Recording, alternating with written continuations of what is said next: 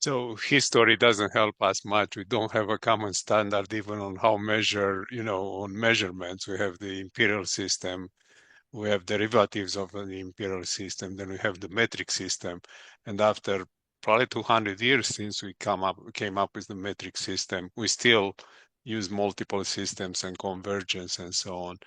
But going back to the supply chain, one of the observations we've done through our white papers and work we've done it in AKFI is that the information flow became more complex and it changed. It didn't change, it grew. Typically, a relationship between suppliers and their customers, it's a one-way relationship. It's a contractual obligation to deliver services or products at a certain place, cost, and so on. Now, Yep. in the sustainability model, you are asking also to transfer data, to transfer information that it can eventually help your AI systems to shift through and eventually come up with a good recommendation from a sustainability that works in aggregate, works between the suppliers and the customers. And you already mentioned this raises issues of culture, raises issues of complexity, of internal resistance, just to mention a few coming to my mind. So yes, the standards are necessary, and actually we found out with the sustainability transaction standard that there is no uh, uh, horizontal connection between these building blocks, which you call it a supply chain. With all the changes, the tariffs, complexity, new products, automation in the background. So we're trying to move a little bit in that direction with help like people like yourself that can Well, I think the good news is that one thing that artificial intelligence will do. Now, I think it's fairly reasonable to say that a lot of sustainability reporting, a lot of emissions issues are all going to be solved, and no one's going to have to sit down and do massive calculations on these things in the future. We're already well on our way towards that. And I think all businesses support this because at the end of the day, there's actually no real competitive advantage in doing a calculation differently than someone Mhm. else. Right? And companies will begin to see, to be honest, you don't need an army of sustainability professionals sitting there doing these sort of calculations. So unfortunately, some of those jobs will disappear. But you still need, again, getting back to the idea of competitive differentiation, you've got to start deciding which things are simply the requirements to be in the market. And you've got to do these things. And so if data sharing is part of what you need to do in the market, okay, that's what you need to do in the market. And therefore, the only logical thing is to embrace the standards, lower your costs, and the only real issue is you know, do I have to do that for multiple markets? And that may say to me, maybe I shouldn't be in multiple markets at the moment. And you've seen a number of companies. I worked with Bank of the West out in California, California, the western states. They used to be part of BNP Paribas in Europe. Now, BNP Paribas decided to sell off their U.S. assets to Bank of Montreal. Now, Bank of Montreal has most of their banking assets in North America. BNP Paribas decided to focus more on the European Union in terms of their branch networks and the various other sort of activities they do. And so I think you see some conscious decisions to say, you're right, this is getting too complicated for us. Therefore, we're going to relook at those organizational decisions, what I said before, right? The business units, the geographic units, the functional units, how we structured this. Maybe that old decision we made in 1972 is no longer a really good one. So let's revisit it, simplify the business, and business transformation has always been something. It's just a question of whether you're doing it every 3 years, 5 years, 8 years, 10 years. There's always a churn in business. To be looking at, are past decisions still good? And if this is something that I made the investment, I'm just going to have to wait another 3 to 5 years. But in 3 to 5 years, I've got to now figure out, in order to not lose money, I've got to find other ways in my business to accommodate this longer term bet I've made. on sustainability. But we knew in the last recession, certainly the one in 2007, 2008, that the league tables don't change in a normal market. Normal markets, the market lifts all boats, right? So the rising tide lifts all boats. It's when you have market turmoil that the league tables change, that the new entrants pop in, that some of the old guys who can't change fast enough fall by the wayside.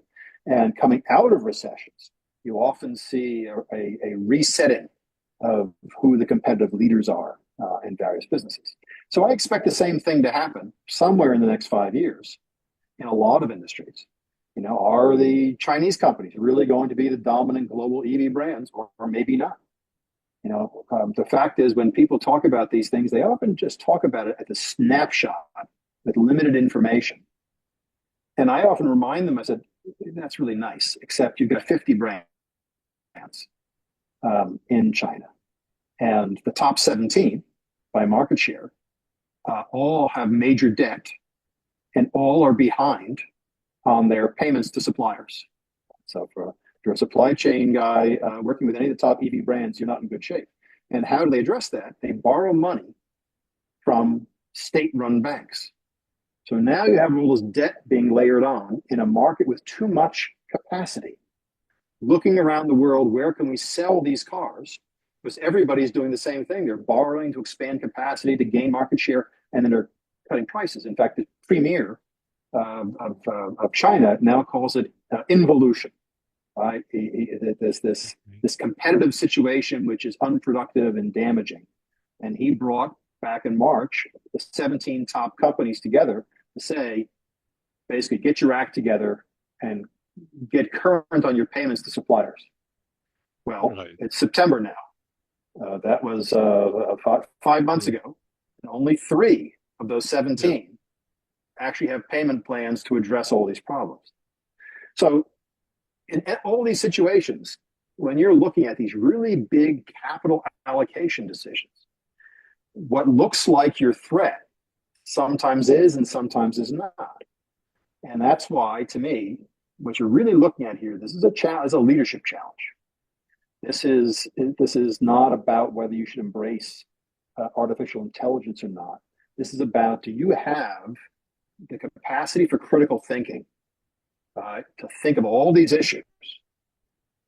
And that's why in the book, I raised this issue of what I call C profile, that you still have to have a core competence, right? You still have to be, you're in finance or you're strategy or whatever, or supply chain, you have to have a core competence. But you have to layer on top of that this broad-based understanding of how things like climate change and sustainability are influencing your specialty.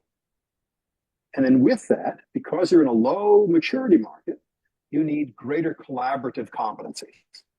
So the ability to work with teams, the ability to negotiate for mutual gain, the ability to teach people, to share knowledge, the ability to listen, all these collaborative skills are much more relevant today because partnerships are important. Memberships are important because they allow you to fill knowledge gaps. So industry associations on supply chain are where you often get together with people and say, how do we solve this? Are you facing the same problem as I'm facing? This is horrible. And there are ways to do this, particularly on non-competitive markets or in adjacencies, where you can learn an awful lot about what's happening. And again, that's that idea of multiple perspectives, helps eliminate biases I might have, because I've been doing it this way for 30 years. And regardless of what I say, my biases are 30 years in the making, good biases that have served me well. And it's hard to release that. There are ways. And in the same way, as I said, you have to have a series of questions you ask. When you make important decisions, you have to seek out different kind of perspectives. And those differences in perspectives are really useful to expanding your understanding. And if you're a good listener, it sometimes should give you a pause to say, maybe there is another way. Maybe it's not impossible. And I think that's part of the lesson I'm trying to teach to people. And you're bringing a sort of educational challenge, if you want, because we're looking at people now that are multidisciplinary, that are transdisciplinary, they understand other disciplines. We are also looking at people that are capable to go one step more in their analysis. And we talked about time, some are short-term reactions to the market, some are long-term, middle-term, or 2-3 years decisions about new products. There are 10 years decisions about new facilities or new segments of the market, entering another segment or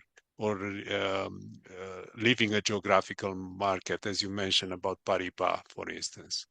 So when we combine all this, it brings to me the image of what we learn in systems engineering, right?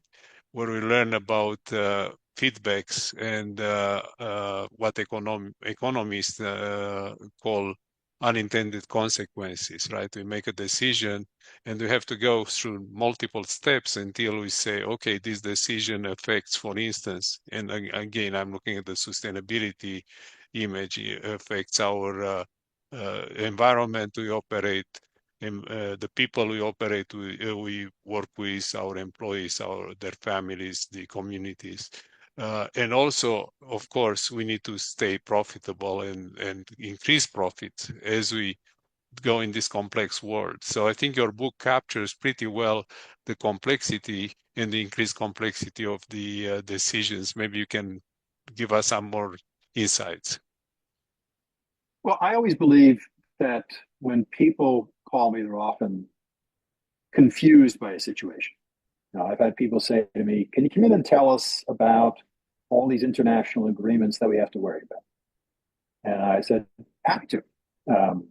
I said, or I might say, since 1970, there's 250 environmental agreements that are still in effect, all of which the United States and the European Union are signatory to. Would you like me to cover all 250? Now, of course, everybody says, no, I don't want it. Just the important ones. I said, well, some of them can be very important to you, depending. So it really often is what we're really looking for here is you can't know everything. That's not the point of any exercise. But the point is saying, let's create a set of assumptions and conditions around which we believe most of the value that we can deliver, most of the value I can do for you is contained in this space. Right? So we're going to talk about it in that sort of context. And I'm going to try to share with you, we're going to have to nail this down to how we operate. That's why, so, you look at the Sustainable Development Goals, 17 goals, 169 submeasures. Plus, if you're part of the UN Global Compact, you can tease out of those 4 major legislative components to that. You could probably wind up with a total of about 25 goals. And so you might ask, well, if I did 17 of those, did I do a great job or a bad job? Oh, that's got nothing to do with your business. And none of them say profitability, and none of them say revenue, and none of them tell you what customers to go after, right? So in some ways, I shrink it down and say, what I really want you to do is I said, 4 things. I want you to find competitive advantage within the basket of sustainability principles. I want us to think about value creation according to 6 types of capital. Right? So there's a lot of literature on this, but it's the idea of it's not just finance, it's relationship capital and it's natural capital, things like that. I want to make sure we do no harm. Right? That's as much as possible. Let's not destroy the local aquifer and poison the air, or make sure our grandchildren don't grow 6 fingers each. So let's not do any harm. And if we can, let's try to restore. Right? We all share the same planet. And at its core, and all these interlocking circles, let's just say, be an ethical person at the center. And let's put that on the wall. And then now let's have the conversation. But every now and then we're going to say, okay, am I meeting that standard? Okay. The hard part, let's say I'm looking at competitive advantage in sustainable activity, and I'm Toyota. And I've decided that EVs aren't ready for the market yet, despite the fact that I launched the Prius, and I probably had the first profitable car that would qualify as being a green automobile. It was a hybrid, but nevertheless, it was early in the process, and you could have argued it was perfect for where our understanding of climate change was at the time. It was a great first step.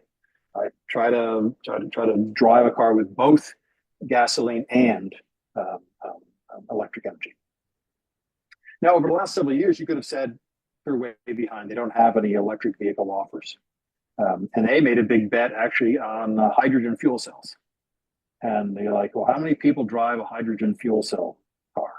You know, the few places they had in California and in Europe, nah, it's not taken off. And so they've moved that focus to long haul trucking and things. Well, maybe that's got a better application. But all of a sudden, because of changes, they've really pushed into plug-in hybrids and hybrid vehicles, and everybody wants those. Now, they've been profitable for the last 10 years, where a lot of these other companies that jumped into EVs earlier say, they can say, well, I'm selling 800,000, but I'm losing money. So who made the better decision? It's a hard one. That's a very hard question to answer, because it all comes down to the timeline within which we make this decision. So some of the early adopters, like a Volkswagen or a Ford, maybe they'll go out of business. Maybe Toyota made the right choice. Or maybe Toyota is going to have a few good years with hybrids, but at the end of the year, a hybrid is a bad electric vehicle and a bad gasoline car married together with twice as many parts, twice as much maintenance, and it performs poorly as either one. You could make the argument that that's exactly what a hybrid is. And is that a transition car? You see, you brought it, and the example is perfect. You brought it on sort of the optimization theory. What do you optimize, right? So all the car manufacturers, I'm talking about the traditional ones, not the new ones like BYD in China that it was born with electric vehicle. But if you look at how you structure your decision is what you put on the horizon, what people do want. Most people, for instance, living in compact areas, China is an example, Asian countries, Japan. Limited time between charges is not a problem, right? Because you drive 30 miles a day and you charge again. When long distances like US, like Europe, even traversing different countries, autonomy becomes more important. The fact that you're not running out of electricity and your car stalls, right? So these decisions are made under certain circumstances, as you said, and we have to revisit them. Very good point. So frequent or time after time to make sure that the market didn't shift its conditions.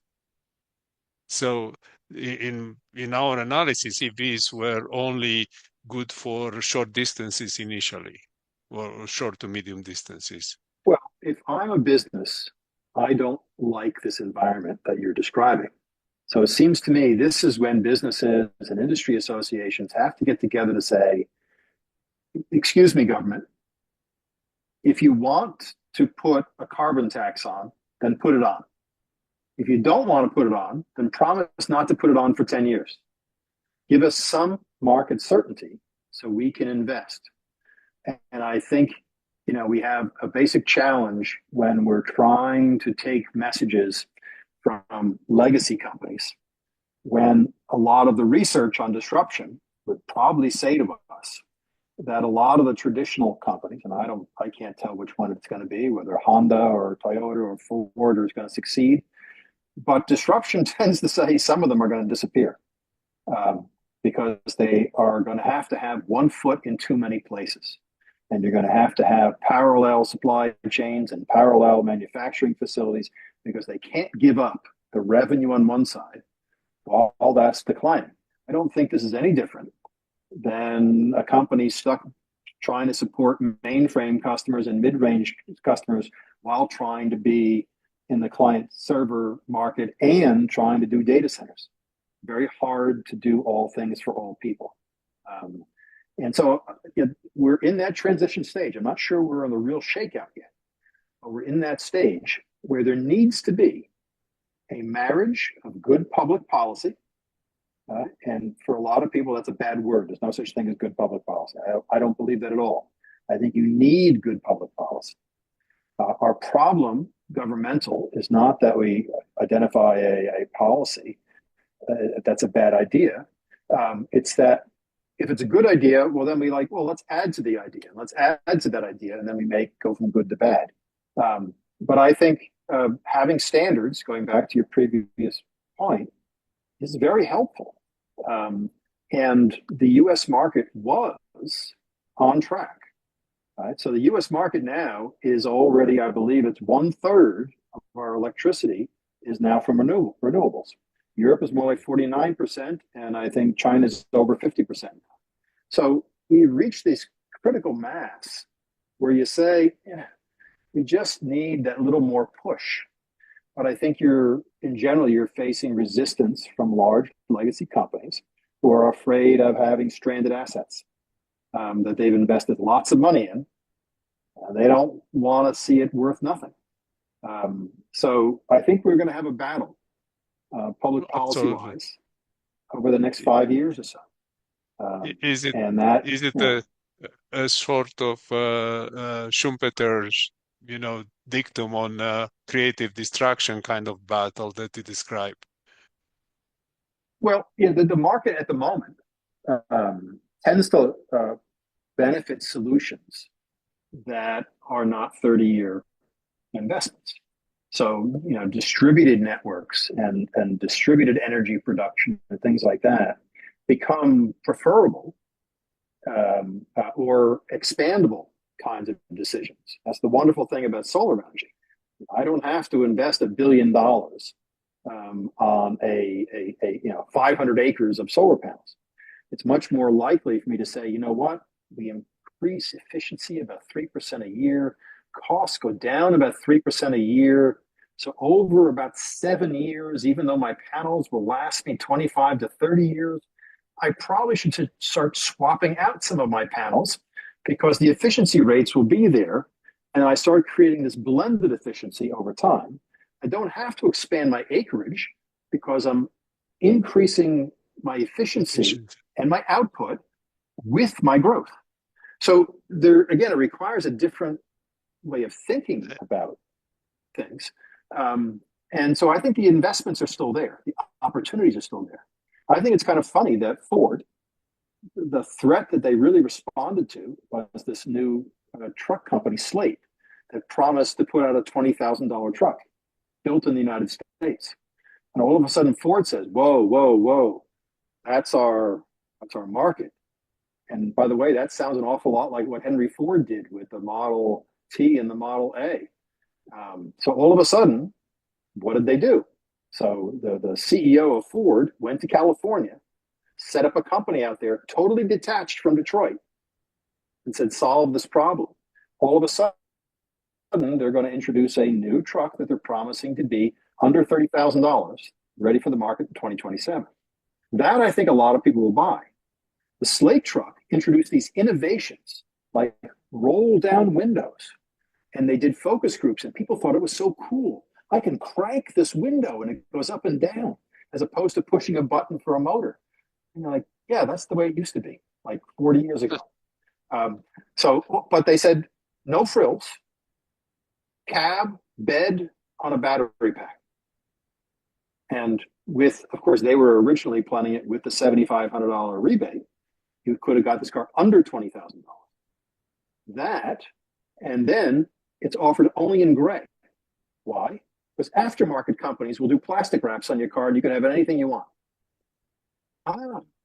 So part of this is all the people at Ford who are thinking about, I've got to have a $60,000 truck because I have limited capacity and I've got to make everyone buy all these option packages and everything else. and it's got to be big and it's going to weigh 5,000 pounds. Instead, this other company says, nah, the heck with that stuff. The new generation wants customizable. They can do it any way they want. And we're not going to try to capture all of that revenue. We're just going to try to produce a heck of a lot of these gray trucks in the same design that people can customize in an unlimited way. That's going to disrupt the market. So I think that's where we're absolutely. going. Yeah, Yes. and it's a very good point and an excellent example you bringing forward. I was going to go back to the electricity because one of our guests not long ago talked about the change in the financial models renewables produce, especially solar. So the typical model for electricity production is now to tie it up to natural gas, roughly speaking. The cost Yes. of electricity is tied. Now, if you consider solar panels, it's an investment, could be a capital or an expense investment, depending on the size of the field or number of cells you use. And then after a number of years, the investment is amortized and energy is free. It doesn't Yes. cost you more. And this change in accounting and finance and so on was for me an eye opener because, of course, we talk about profitability all the time today, right? And that changes the profitability model of your investments. You invest in a gas power plant, large investment, billions of dollars, versus you invest in, low investment in solar panels that will amortize over a time, right? And then they'll produce free energy that you can use.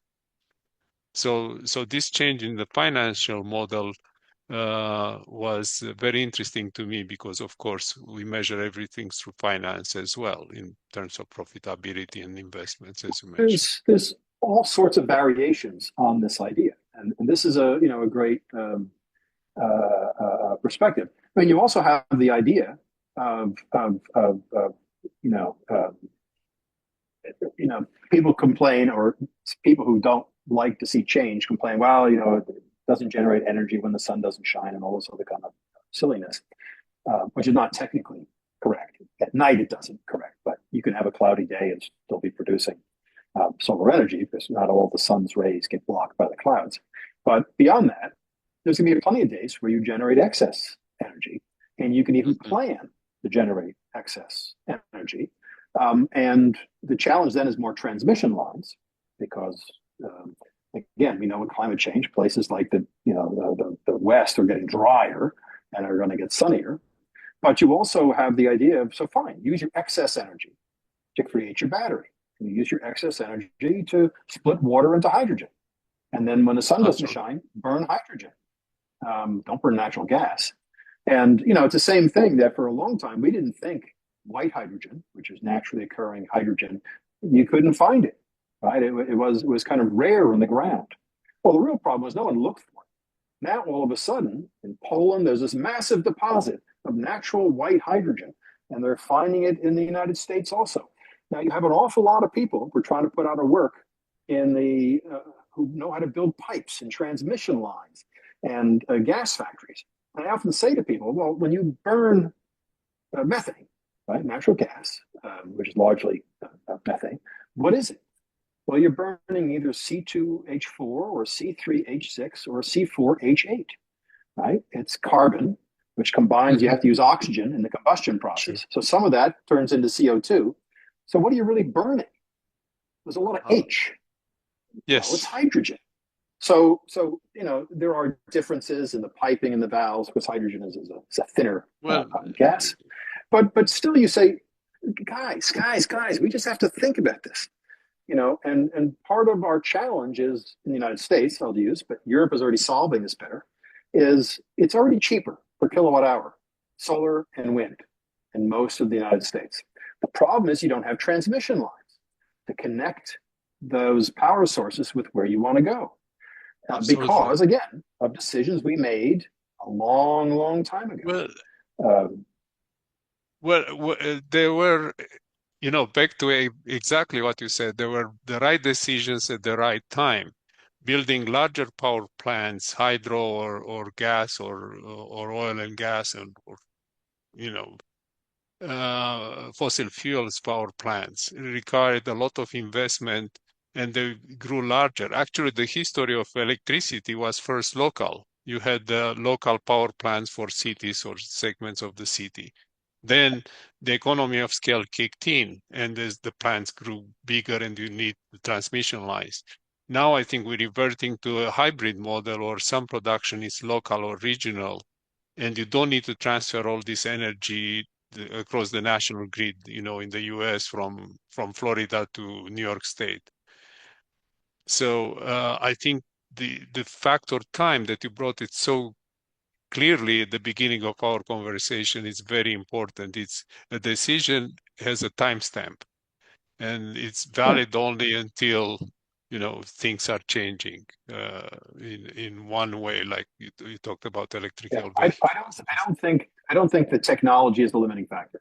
I do not believe at all. Yeah. I don't think we lack capital. I don't think that's the limiting factor. What we need are leaders who say, I'm committed to solving this problem. And the market at the moment is saying there's lots of very cost effective strategies that can be employed. The government doesn't have to say which one. What the government has to say is, the government's job in many ways is to take on the risks that the market doesn't want to address. Companies don't want to create their own weather service. Right? They don't want to do certain things. Right? So if you say, listen, we will support transmission lines from these parts of the U.S., which right now have established wind farms in Texas are massive. They're generating lots of electricity. Right? So there's lots of very, very positive ways to do this. And the same thing with solar. Back in the 60s when NASA was sending up satellites, solar was 2% efficient. Now you're routinely buying products on the market that are low 20s in terms of efficiency. Mm-hmm. Newer ones are closer, certainly from the laboratory. Things right. which are getting closer to actual production are about to make a jump to the high 20s. Right? So you can see this trend, right? This trend is going in a certain direction. So you say, bet on the trend, right? That the trend is going to tell you this is going to get easier, not harder. And it's the same thing with electric batteries. Energy density and things like this is getting better. It's getting better, certainly every 5 years, which by the time it comes from laboratories, wonderful places like Cornell or MIT or other places which come up with all sorts of new ideas. By the time you can test it and validate it and market and bring it out, by 2030 or so, there's going to be new stuff. Very, very effective. Sodium batteries instead of nickel cadmium or I don't think I don't have to know the answer to know that trend is heading in that direction. And that the tendency is that's where it's going to go. Oil production is not getting cheaper. Oil production is getting more expensive because all the easy oil was found long ago. Sure. So again, those two trends are going in a certain direction. Electricity production is already nearing a tipping point. And Europe probably has passed it. Right? The US needs a little bit more push, and we will be there. And so again, I'm a big believer in that the market is basically telling us we don't want coal. It's too expensive. It's not worth it. The government at the moment is forcing a little bit of that to stay on that. The big oil companies are actually not the problem. It's the national oil companies because they own 70% of the assets in the world. So Russia is not going to voluntarily say, oh, you're right, let's give up oil. Saudi Arabia is going to say, we don't need oil anymore. We'll give away 80% of our gross domestic product. So those guys, Iranian oil, Pemex, Venezuelan oil, et cetera, that's the challenge. And that is not a business challenge. That's a political challenge to deal with that, to get rid of that supply. You talked about, and I would like to invite you back to another discussion about the transition because we didn't even touch on the transition. So while you have these transitions, you have resistance factors, right? Industries have to stay. You brought the example of Ford. Ford has to stay profitable and decide how it rides. No pun intending the transition, right? Yeah. Does it go to EV? Does it go to and trying and half-hearted that we've seen with Volkswagen as well is probably the worst strategy you can have, right? Try on a large scale, fail, and pull back and say, no, we go back to, ICE vehicles, right? Internal combustion engine. But I'd like to close today with something that you talked and is dear to everybody's heart in education is how we educate this current generation in transition, right? There are many people moving to sustainability jobs in the mid-career as well as the new grads coming out of the business and engineering and computer sciences and so on and schools. So what are your recommendations for future-proofing your careers in this very complex world that you capture in the book and of course you describe it today? Well, again, I think we have a global challenge. So I encourage people to be multilingual. I think we're not getting rid of all the different languages in the world. That's not something that's accelerating. That's, if anything, there's a sense of strong nationalism around the world as defined by language and culture and things like that. So I don't think that skill set goes out of style. I think collaborative skill sets, negotiating skills, things like that, learning how to be a leader as a teacher. I think all of those things never go out of style. Being a great negotiator and being able to move from single issue, single party to multi-issue, multi-party, again, because of this collaborative thing, will become more relevant. I think being able to learn, particularly from action learning and case sort of teaching, which emphasizes critical thinking, is important. Transactional skills will largely not disappear, but a lot of them are going away. So, as I said, if your entire job is based on writing up reports, you're not in a safe place. However, I don't think communication skills will go out of style. I think people who have really good writing skills and who have good language and communication skills, again, this goes with collaboration, I don't think that disappears. And I find as an author and as someone who occasionally teaches in universities, although I do this a lot more with universities, the ability to articulate your thoughts in a clear and compelling manner is a skill set that has never gone out of style. And this idea of being a problem solver, of understanding creativity, being able to think strategically, that's what I would emphasize, those skills. And those skills apply whether you like finance or whether you like engineering or you like anything else. The routine things will become more routine, and artificial intelligence will make those easier. But like anything else, artificial intelligence is based on basically machine learning everything we talk about and do. And if it's garbage in, it's garbage out. So, insight engines are going to take a lot longer than people think to really evolve. And Absolutely. As I said, this kind of complexity, if you said, let me feed in all this complexity, and you give me an artificial intelligence answer to how I change my business to respond to Donald Trump's tariffs, I wouldn't trust whatever I got out of whatever AI engine at all. So that's the key, is you're coming into the market during an age of great variability, but also of great opportunity. And again, there will be more economic development in the next 25 years than has been in the last 75. And if you think about your grandparents, right, from 1800 until 1950, so post-World War II, the world went from 1 trillion in GDP to 11 trillion in GDP.